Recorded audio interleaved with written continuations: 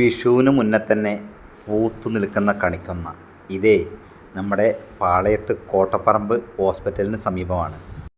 ഒരു നാട്ടിൻപുറ കാഴ്ച പോലെ നഗരക്കാഴ്ച. ഇപ്പോഴും നമ്മൾ കോഴിക്കോട് അങ്ങാടി കൂടെ അറിഞ്ഞുകൊണ്ട് നടക്കുന്നത്. കോഴിക്കോട് അങ്ങാടിയിലെ നമ്മുടെ 4ാമത്തെ എപ്പിസോഡിലേക്ക് എല്ലാവർക്കും സ്വാഗതം. പുതിയ കാഴ്ചകൾ, അടിപൊളി കാഴ്ചകളായിരിക്കും നിങ്ങളിതുവരെ കണ്ടത്. എല്ലാവർക്കും ഉപകാരപ്രദമായിട്ടുണ്ടെങ്കിൽ ഈ വീഡിയോ ഷെയർ ചെയ്യാൻ മറക്കണ്ട, ലൈക്ക് ചെയ്യാൻ. പുതിയ എപ്പിസോഡിലേക്ക് എല്ലാവർക്കും സ്വാഗതം. നമ്മുടെ കോഴിക്കോട്ടങ്ങാടി കണ്ടു നോക്കാം, 4ാമത്തെ എപ്പിസോഡ്.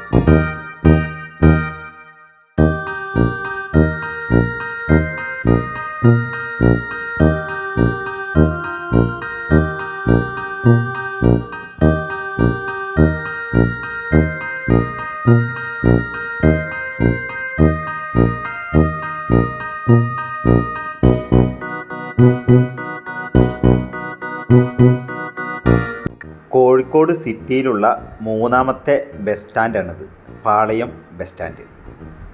ഇവിടെ നിന്നും കൂടത്തായി, താമരശ്ശേരി, നരിക്കുനി അങ്ങോട്ടൊക്കെയുള്ള ബസ് പോകുന്നുണ്ട്.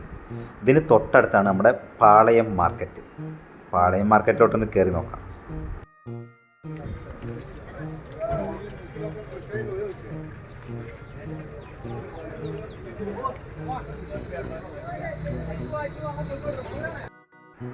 പാളയം മാർക്കറ്റിൻ്റെ ഒരു വിശദമായ വീഡിയോ നമ്മൾ വേറെ ചെയ്തിട്ടുണ്ട്. കാണാത്തവർക്ക് അത് കാണാം. ഈ വീഡിയോയുടെ അടിയിൽ ഞാനിതിൻ്റെ ലിങ്ക് കൊടുക്കുന്നതാണ്.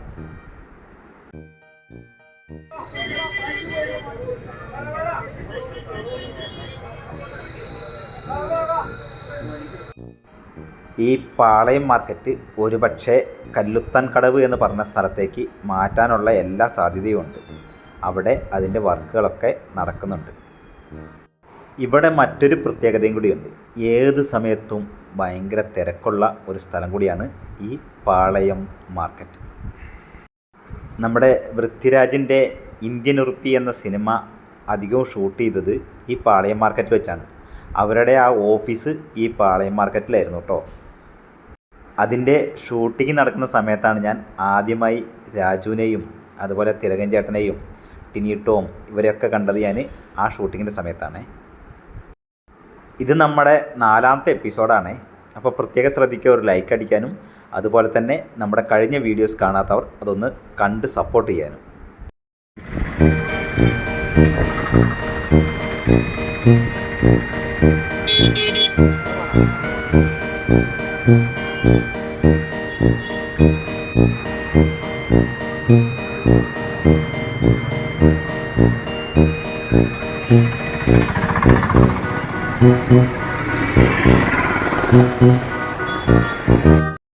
പാളയം മാർക്കറ്റിന് ഓപ്പോസിറ്റ് റോഡുണ്ട്. അതിലങ്ങോട്ട് നടന്നു കഴിഞ്ഞാൽ ഒരു ക്ഷേത്രമുണ്ട്. കോഴിക്കോട്ടെ പ്രധാനപ്പെട്ട തളി ക്ഷേത്രത്തിൻ്റെ ഒരു ഭാഗമാണിത്.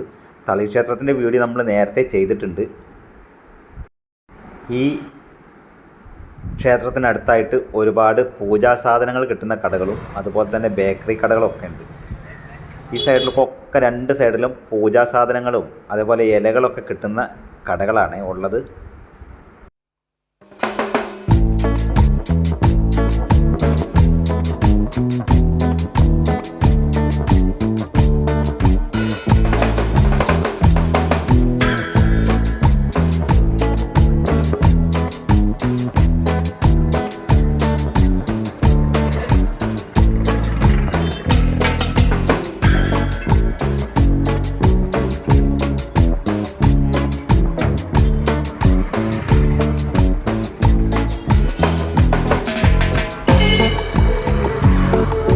പാളയം മാർക്കറ്റിൻ്റെ ഓപ്പോസിറ്റ് കണ്ടു കഴിഞ്ഞാൽ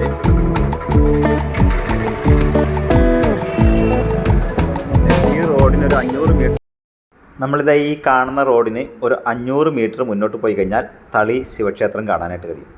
കോഴിക്കോട്ടെ ഒരു പുരാതനമായ ക്ഷേത്രമാണ് ഈ തളി ക്ഷേത്രം. അതിന് തൊട്ടടുത്ത് തന്നെ സാമൂതിരി സ്കൂളുമുണ്ട്. തളി ക്ഷേത്രത്തിൻ്റെ വീഡിയോ നമ്മൾ ഓൾറെഡി ചെയ്തതാണ്, അതുകൊണ്ട് ഇപ്പോൾ നമ്മൾ അങ്ങോട്ട് പോകുന്നില്ല.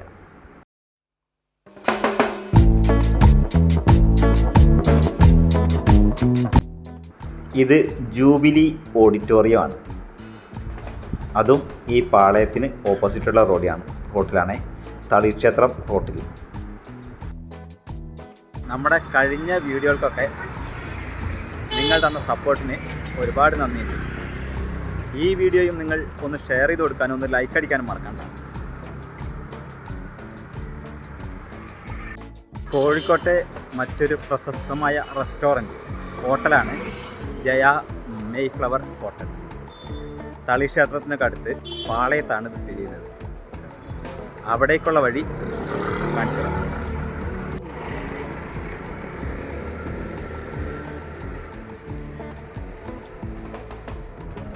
Hotel Mayflower Jaya. ഇവർക്ക് കോഴിക്കോട് ടൗണിൽ 2 ഹോട്ടലുകളുണ്ട്. ഒന്ന് വയനാട് റോഡിലാണ്.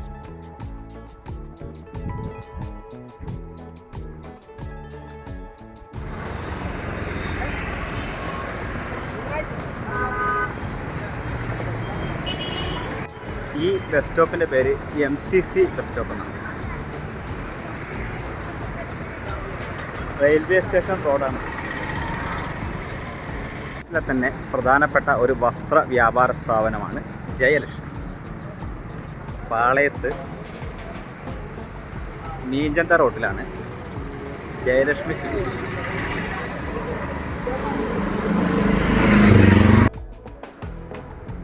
ജയലക്ഷ്മി സിൽക്സ്, അതാണ് ഈ കാണുന്ന ബിൽഡിങ്ങിൽ ഇതുണ്ടല്ലേ, അതാണ് ജയലക്ഷ്മി സിൽക്സ്. ഇത് മീഞ്ചന്ത റോഡിലാണ്. റെയിൽവേ സ്റ്റേഷനൊക്കെ അടുത്താണ്.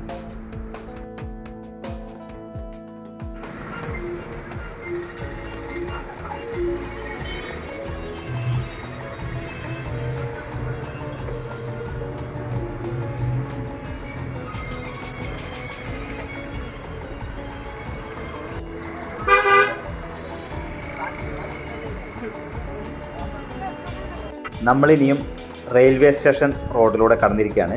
നേരെ റെയിൽവേ സ്റ്റേഷനിലോട്ട് പോകാം. അതിനു മുമ്പും കാഴ്ചകൾ ഒരുപാടുണ്ട്. അതുകൊണ്ട് തന്നെ ഈ വീഡിയോയ്ക്ക് ഒന്ന് ലൈക്ക് അടിച്ചോ.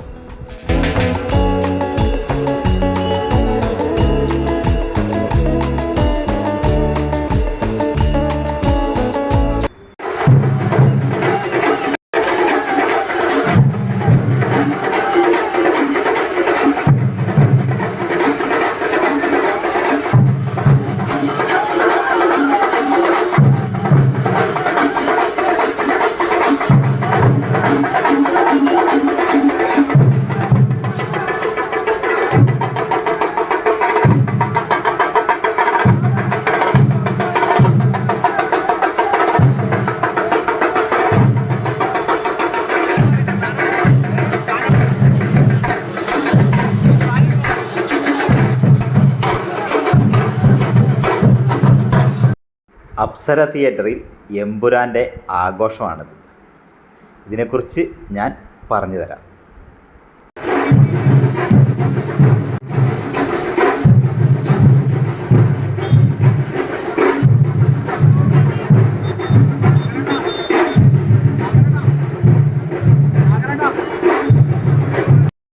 ഞാൻ ഈ വീഡിയോ ഷൂട്ട് ചെയ്യുന്ന സമയത്ത് ഈ ഒരു സംഭവം ഉണ്ടായില്ല.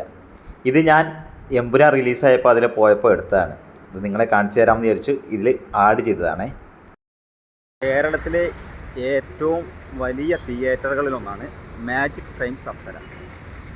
അപൂർവമായി മാത്രം 1000-ലധികം സീറ്റുകളുള്ള ഈ തിയേറ്റർ കോഴിക്കോടാണ് സ്ഥിതി ചെയ്യുന്നത്. കോഴിക്കോട് തന്നെ വളരെ അപൂർവം തിയേറ്ററിലാണ് ഇത്രയും വലിയ സീറ്റുകളുള്ളത്. അപ്പം മാജിക് ഫ്രെയിംസ് അപ്സര തിയേറ്റർ ഇവിടെയാണ്. കോഴിക്കോട് റെയിൽവേ സ്റ്റേഷൻ തൊട്ടടുത്താണ് മാജിക് ഫ്രെയിംസ് അപ്സര തിയേറ്റർ സ്ഥിതി ചെയ്യുന്നത്. നമ്മൾ നേരത്തെ കണ്ട ആ ആവേശം, എമ്പുരാൻ്റെ ആവേശം നടന്നത് ഈ അപ്സര തിയേറ്ററിൻ്റെ മുന്നിലാണ്. ഇത് ഞാൻ ആദ്യം എടുത്തതാണ് ഈ അപ്സര തിയേറ്ററിൻ്റെ വീഡിയോ. മറ്റേ വീഡിയോ ഞാൻ എമ്പുരാൻ്റെ റിലീസിൻ്റെ അന്ന് രാവിലെ എടുത്തതാണ്. വലിയൊരു തിയേറ്റർ സമുച്ചയമാണ് ഈ മാജിക് ഫ്രെയിംസ് അപ്സര. കോഴിക്കോടിൻ്റെ ഒരു അഭിമാന തിയേറ്ററും കൂടിയാണ്. കുറച്ചുനാൾ ഈ അപ്സര തിയേറ്റർ പൂട്ടിക്കിടന്നു. ഇപ്പം മാജിക് ഫ്രെയിംസ് ഏറ്റെടുത്ത് നടത്തുകയാണ് ഈ അപ്സര. ഇനി നമ്മൾ പോകുന്നത് കോഴിക്കോട് റെയിൽവേ സ്റ്റേഷനിലോട്ടാണ്.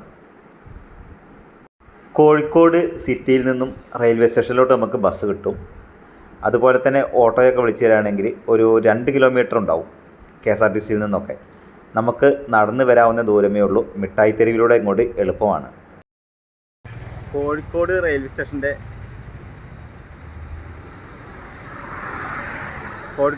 സ്റ്റേഷൻ്റെ മുൻഭാഗം നമുക്ക് കാണിക്കാൻ കഴിയില്ല, കാരണം വർക്ക് നടന്നുകൊണ്ടിരിക്കുകയാണ്.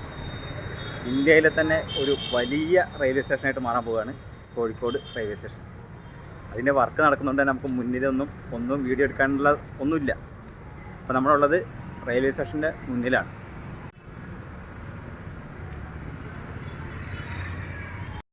ഇന്ത്യയിലെ തന്നെ ഒരു പ്രധാന റെയിൽവേ സ്റ്റേഷനായിട്ട് മാറാൻ പോവുകയാണ് കോഴിക്കോട് റെയിൽവേ സ്റ്റേഷൻ. അതിൻ്റെ വർക്കുകൾ ദ്രുതഗതിയിൽ നടന്നുകൊണ്ടിരിക്കുകയാണ്. അതുകൊണ്ട് തന്നെ നമുക്ക് അതിൻ്റെ മുന്നിൽ നിന്നും ഒരു വീഡിയോ എടുക്കാൻ നടക്കില്ല. ബാക്കിയുള്ള കാഴ്ചകൾ കാണിച്ചു തരാം.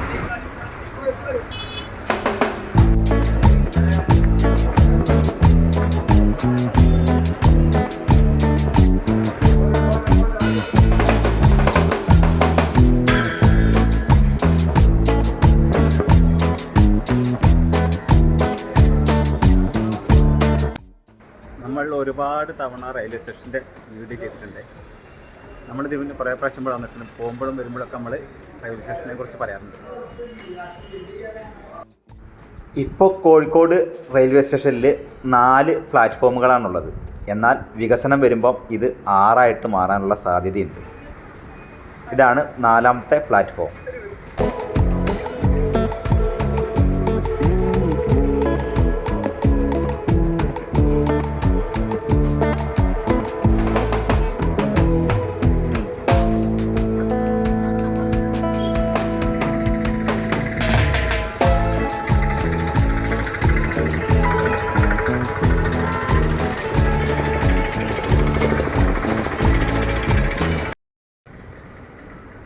നമ്മുടെ കോഴിക്കോട്ടങ്ങാടി 4ാമത്തെ എപ്പിസോഡ് ഞാനിവിടെ വൈൻഡപ്പ് ചെയ്യാണ്. വാഹനങ്ങളിങ്ങനെ ചറപറ പോയിക്കൊണ്ടിരിക്കുന്നതുകൊണ്ട് പറയുന്നത് എത്രമാത്രം മനസ്സിലാവുമെന്ന് അറിയില്ല.